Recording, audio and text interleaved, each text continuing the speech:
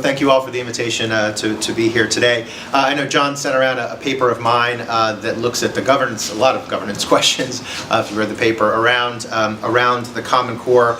And just to begin, I want to acknowledge the support of the Fordham Institute and AAI in the writing of that paper, and also just to do a quick promo for something that you all will hopefully be interested in, which is that paper and a number of others from a conference will be appearing, all in the Common Core, will be appearing in a TC Press book sometime this fall, so keep your eyes out for that. A little bit of a bait and switch here, however, but I'll blame it on John, which is that he asked me to do something a little bit different than what I do in the paper, which is to really focus here on sort of laying out the political landscape around the Common Core, the topic that we began to talk about right before the lunch break. I guess to start, when we talk about the Common Core, right, there's tremendous debates right now about what should be in the core and what shouldn't be in the core, as well as exactly what common really should mean as we move forward with all that. And again, then the governance side, who actually should be controlling this process as it moves forward.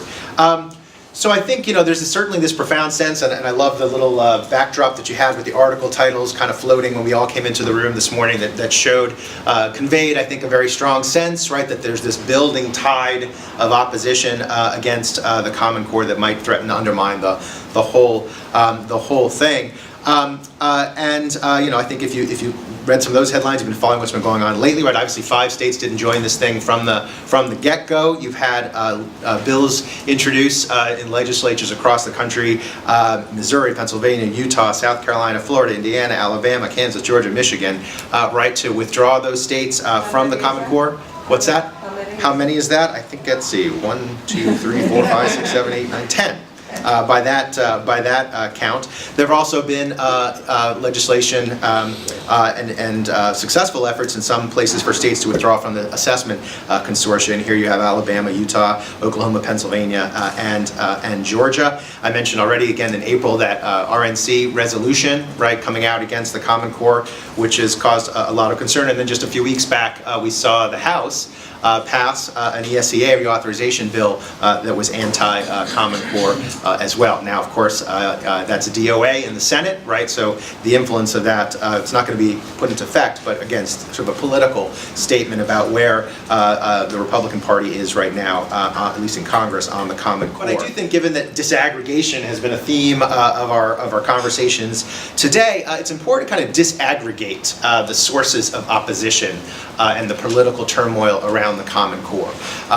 There is not an opposition to the Common Core. There are many different oppositions to the Common Core, and I think that's a really important thing to keep in mind. And that kind of nuance, unfortunately, as we all know, often gets lost in the discourse and in the media coverage of public policy. So I think the first thing, right, is that first source of opposition to the Common Core is this fear of federal control, right, and the states' rights argument that's obviously been underlaying debates about the federal role in education throughout the entire time period that the great John Zimmerman here laid out for us, going all the way back to when ESEA was created in '65 and even before. And again, this is especially the argument that you hear voiced from the far right and from the Tea Party folks in particular right now. A second very different kind of source of opposition is this sort of anti-testing kind of movement that has been gaining steam over recent years. I mean, really since NCLB even was passed, but particularly in recent years, a lot of Save Our Schools, those kinds of folks who are really concerned about the amount of testing and see the Common Core and the assessment consortia in that regard as sort of NCLB on steroids, right?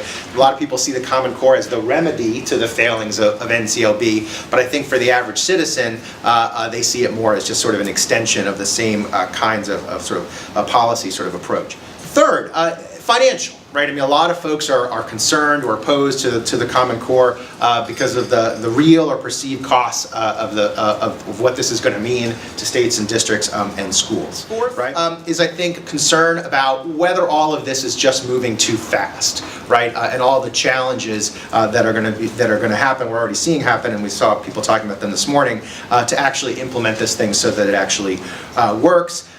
This ranges from, again, the online testing part, which we heard a little bit about.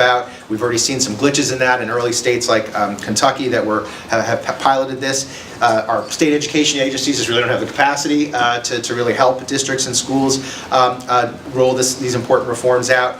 Questions around data systems, curricular alignment, et cetera, right?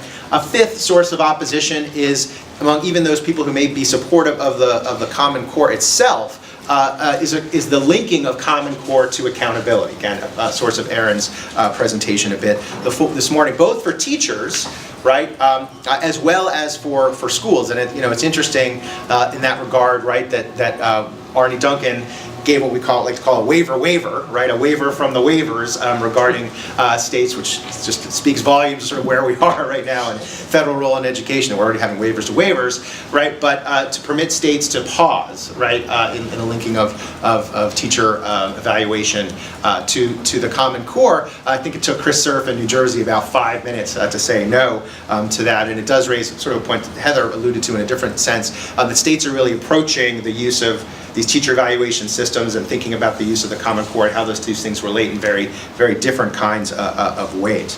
Concerns, again, this was part of Aaron's presentation about for both at the sort of the state level, you're going to see performance drop after these test results come down in 2015, as well as the subgroup, disaggregated subgroup performance is likely to show bigger gaps, racial socioeconomic achievement gaps. Again, we're starting to already see this in places like Florida and Kentucky that piloted some of this. I've seen some projections say that the average state might drop by 40% when these measures come down. So what kind of consequences are going to be around that? And then this is also something John's written a lot about, right? There's an ideological dimension to this in terms of sort of ongoing curricular wars. And again, we just saw the draft science standards come out not too long ago. As complicated as math and English standards are in terms of content, once you start opening up history, once you start opening up science, it gets even more complicated. Lots of debates, ideological debates around evolution,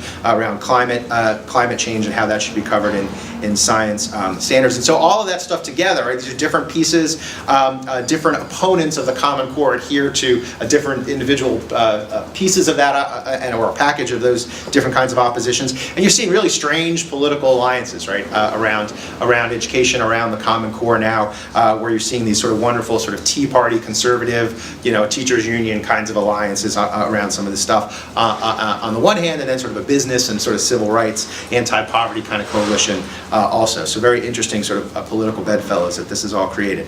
And I do think there's a really interesting, for those of you who kind of study the history, have been involved in this for a while, really interesting parallel between the moment that we're in right now with the Common Core and sort of the mid-1990s and the debates, certainly Mike, who's been part of all of this, the debate that occurred at the time around Goals 2000, right?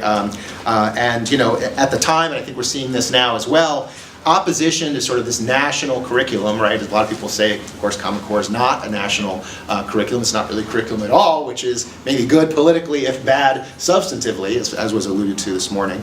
But that it's becoming a symbol, right? And again, you're seeing this particularly in the Tea Party right now. But this growing federal role in education, the Common Core being perceived as sort of federal-led and incentivized, is becoming a symbol of this sort of, and a centerpiece of this broader attack on big government liberalism, right, in what is, again, the very traditionally local controlled realm of education. I think for those who want to see some, at least from the supporters of the Common Core, what are the positives that you can kind of take to heart in terms of the political environment?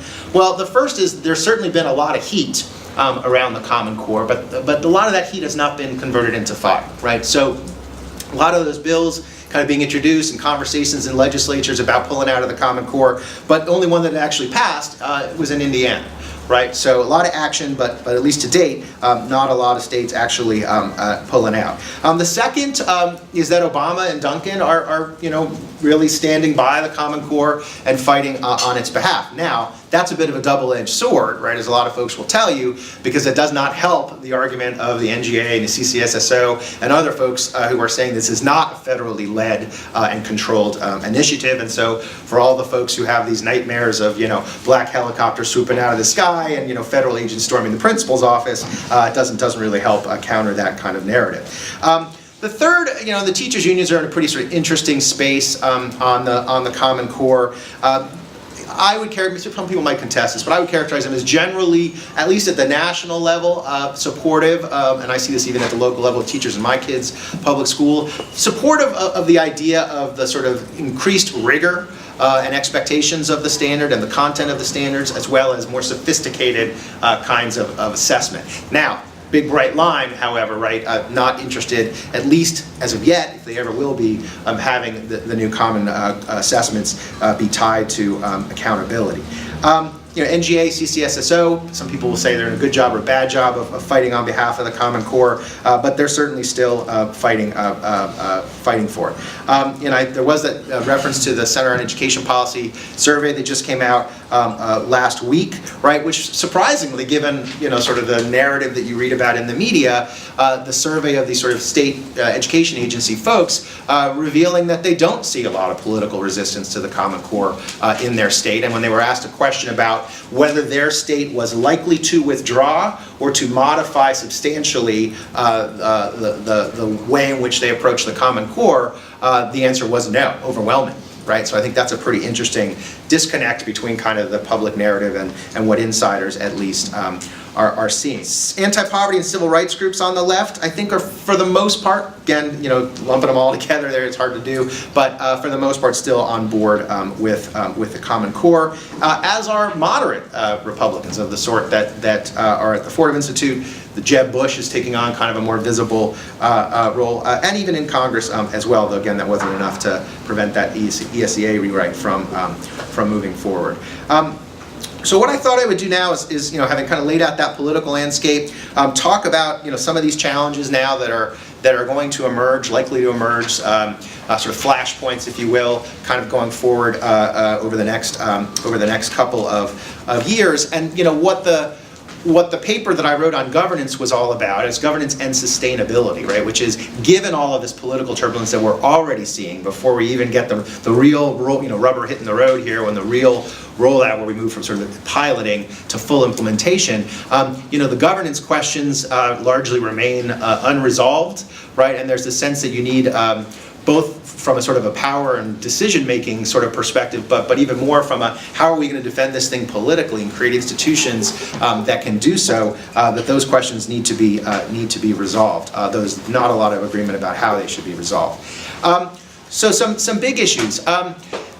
There's a sense that somehow with the Common Core that technical questions can and should be separated from policy decisions, but I think we're beginning to see that that's a lot more difficult to do in practice, and I know there's a lot of concern at the NGA among governors and legislators that these technical decisions have enormous political and policy consequences, and people need to be savvy about that.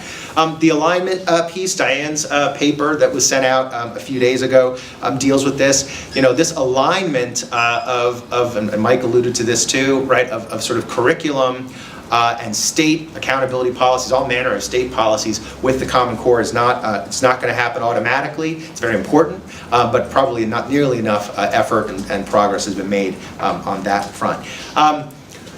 There's a real sense that you're going to have new resources, right, to support this work, to support the implementation of the Common Core. Mike mentioned that California, perhaps surprisingly, right, allocated what, 1.25 billion you said for this, but that's not what's happening in most states, or even likely to happen in most states where there's a lot of fiscal squeezes. It's unlikely there's going to be new money available. So how do states think about being more efficient with the resources that they do have, or reallocating this? Perhaps part of the answer there is that, again, as Mike alluded, the federal money may be able to be recommitted if states are willing to do so.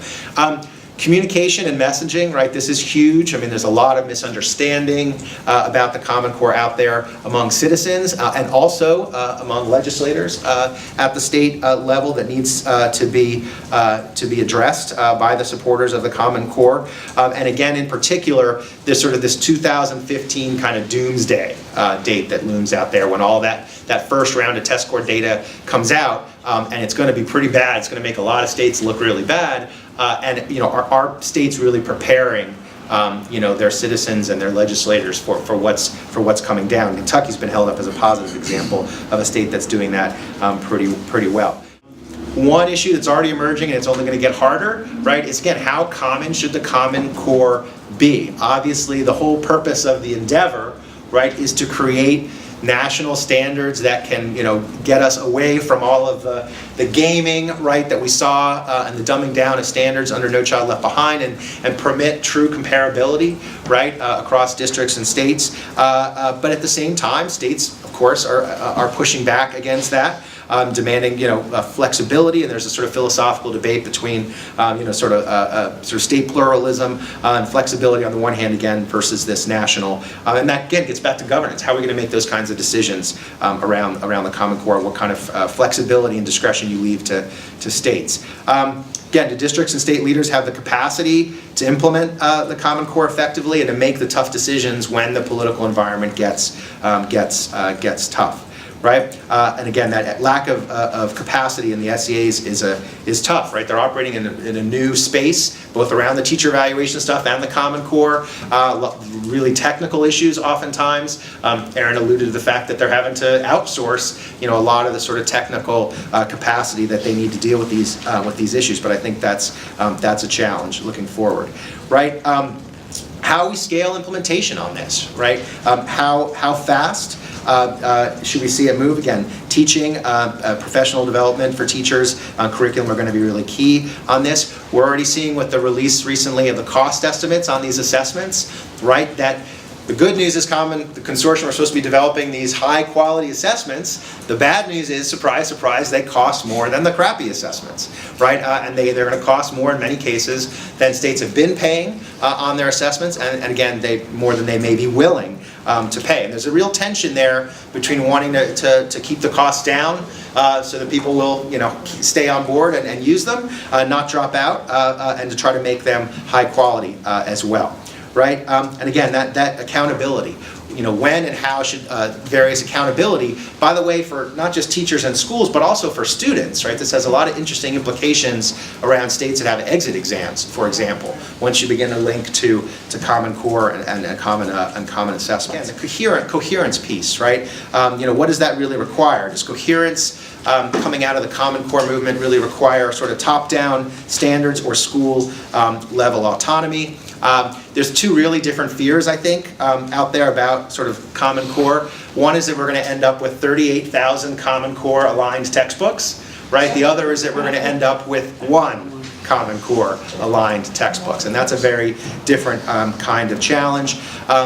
Lots of, we're at this moment of experimentation in education with new kinds of schools, charter schools and the like, trying new experimentation inside traditional district schools. Is Common Core designed to, or will it in the end, unleash innovation, right, across different sectors of the public school sector, or will it really end up constraining it?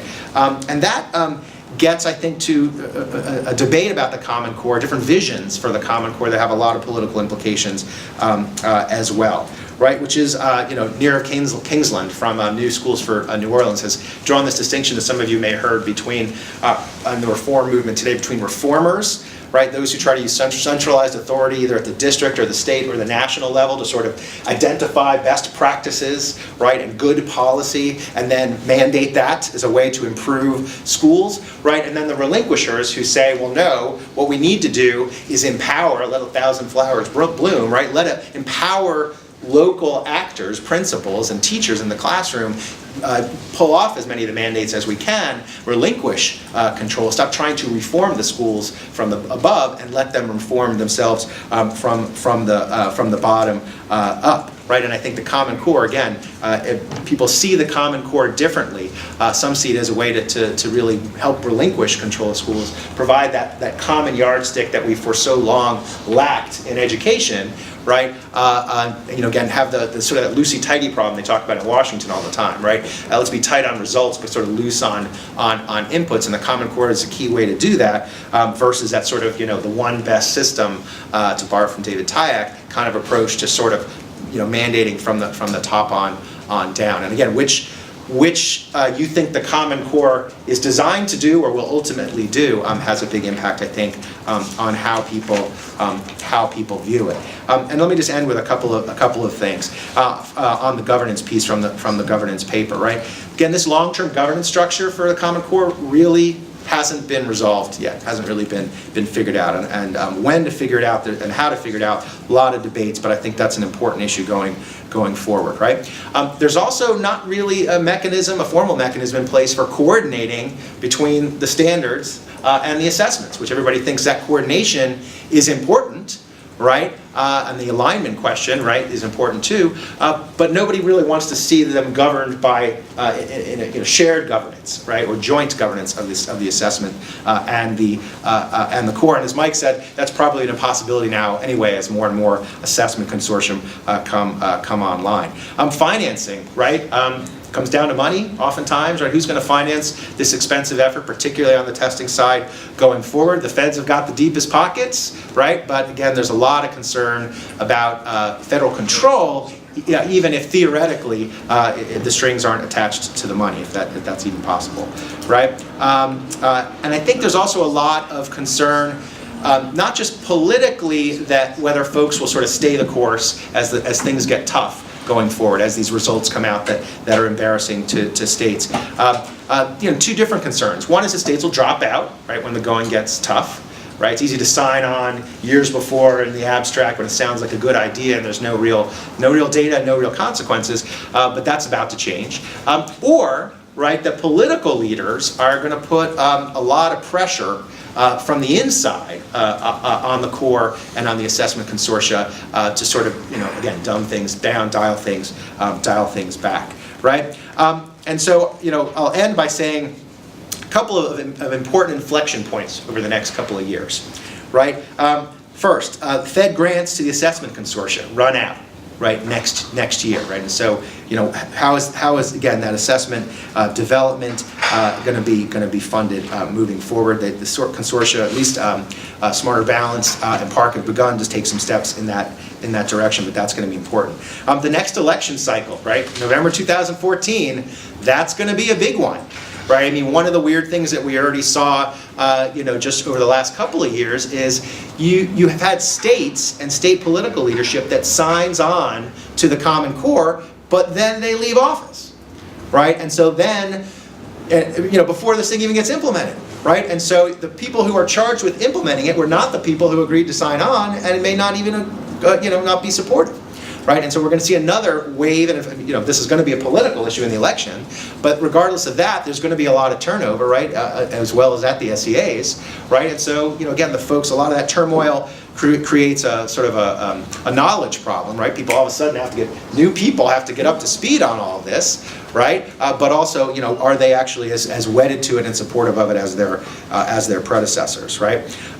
So again, the legislature, the governors, and the chiefs, we're going to see another round of shifts. Again, right before that data comes down, right, in 2015, and that's that next inflection point, right, when the first round of data comes out. And then the next one on the horizon, right, 2016, 2017, that's sort of the target date now for when the standards revision process is going to potentially begin, right? And so at least that's the last I heard. So, here we are talking about the original standards. At some point, they're going to need to be revised, which sort of restarts this whole argument all over again.